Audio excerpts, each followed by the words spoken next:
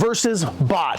When you're picking up your next off-road project, do you want to become the ultimate weekend warrior or get the instant gratification of buying something that is ready to hit the trails now? Let's find out.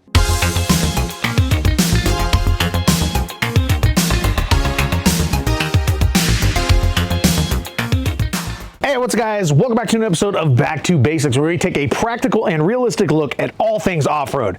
In today's video, we're settling the age-old debate of built versus bought. Should you buy your rig or should you build it yourself? Now let's define the two. First is building your own rig. That is picking up a vehicle, whether new or used, and building that vehicle slowly over time. Doing the work yourself, purchasing your own parts, doing the research, and learning just how to build your vehicle, wheel it, do all of that stuff. As opposed to buying your rig is purchasing something that is already built and ready to hit the trails, skipping the entire process of having to build your vehicle. There's a lot of debate in the community on which way to go about this. In the end, we're gonna talk about it and we're gonna settle up this debate, and we're gonna use two of my own personal vehicles as examples, because I have a vehicle that I built and I have a vehicle that I bought. First up is built, my 1988 Toyota pickup Winchers. This is my first truck that I picked up in 2017. When I bought this thing, it was nearly stock, only having a body lift, 33s, and a winch. Over the years, this truck's been reinvented. I've swapped the engine, the transmission, and added dual transfer cases, 1-ton axles, 40-inch tires, an interior cage, and a whole lot of dents. Nearly every upgrade on this truck has been done at my house by me or from help from the squad. This is my baby, and there is no better feeling in the world than driving this truck on the rocks. Second, let's look at our bought rig. This is our 1998 Nissan Frontier Bruceberry. This truck is no slouch with a ton of upgrades, making this a well-rounded rock crawler. Dana 44 swapped up front, 4-to-1 transfer case, lockers front and rear, 37-inch tires with an exo cage to keep that body intact. Now, I actually traded a Honda Civic for this thing back in 2022, and it's been my backup rock crawler ever since. Now, both of these trucks are capable rock crawlers in their own right. You know, Winchers is probably the better of the two in terms of the actual off-roading and rock crawling. You know, it's got bigger tires, bigger axles, a bigger engine, and it just generally flexes better and performs better on the trails. As opposed to the Nissan, this thing just almost never breaks, right? It doesn't have enough power to break itself. It's got the exo cage to keep the body nice and straight. And most importantly, this thing has air conditioning. Now, to put these two trucks against each other, we're gonna be going in depth on each side of this debate. Starting first with built. Now, the first thing I'll note here, and it's probably the biggest negative of building your rig, is the time and money it takes going in this direction. In a previous video, I went over the cost of building a rock crawler, and I estimated spending over $25,000 to have this truck. That's a lot of money considering it's probably worth $10,000 to $12,000 as it is. So if somebody bought this truck from me today, they'd save a ton of money and years and just the time and headaches and everything else. But the key thing to remember is they wouldn't have the lessons and knowledge I've gained through my journey building this truck. When I first bought this thing, I was clueless. I couldn't even change my own oil. But today I feel comfortable working on almost every aspect of this truck. I know this truck inside and out, to where, yeah, some of it may be, you know, some hack job questionable stuff, but it's my hackery, and I know its weak points, and I know what to expect when something breaks. The last 5 years of my life is a perfect example of what building an off-road project looks like. The constant process of taking your rig out to play, breaking it, upgrading it, taking it out again, and breaking something else. And then constantly going through that same cycle over and over again. All while trying to manage a life, you know, full-time jobs, families, and responsibilities. It's not easy, but man, it is fun. Those select moments wheeling this truck are some of the best times of my life. And something to note, I probably could have saved a few dollars if I built it quote unquote right the first time, but I've always had the mentality that a running and driving project will always keep you more motivated rather than something that sits for months or years because you're just waiting to build it right.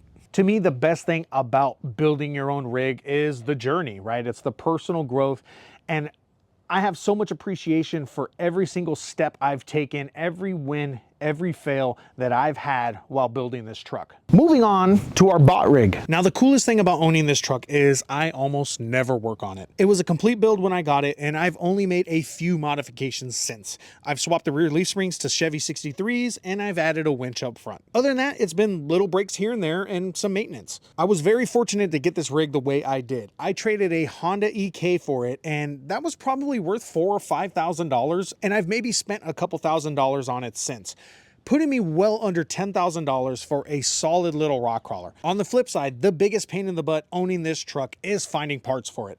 Because I didn't build this truck, I have no clue what's on it. Over the years, I've had to learn about this Frankenstein of a Dana 44. It is a conglomerate of Jeep, Ford, and Chevy parts from the 70s, 80s, and 90s.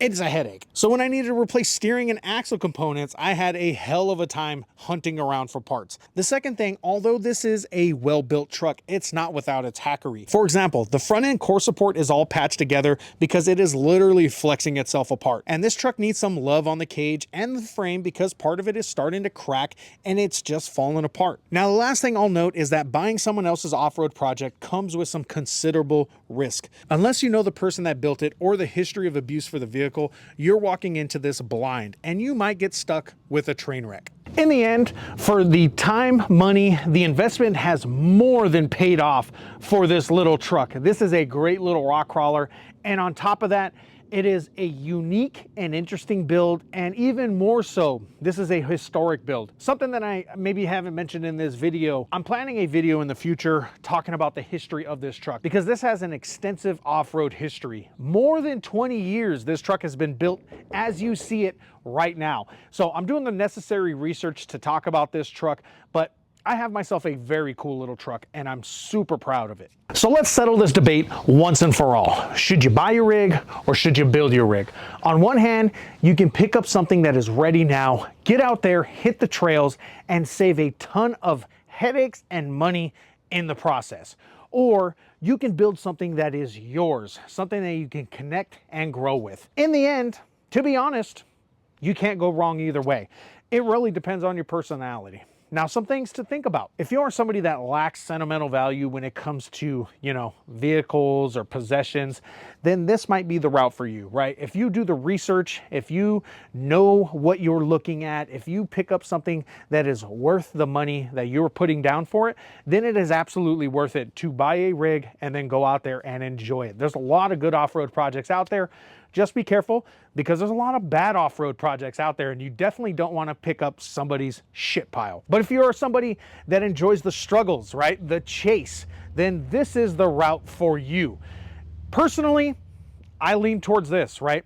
This is my very first truck. This is the truck that I've built for the past 6-7 years, and the journey, the process, all those things, like I can't ask for better, right? I'll never sell this truck. It's my baby, and there is nobody in the world that'll appreciate this truck more than I do. I appreciate this truck. I love this truck, but it's always going to be second place, right? It's always going to be my side chick. It's always going to be, the one that I go to after this one breaks. And that's okay, right? I'm very lucky to have two trucks. I'm very lucky to have two cool off-road vehicles, not to mention the other ones, right? There's one right there.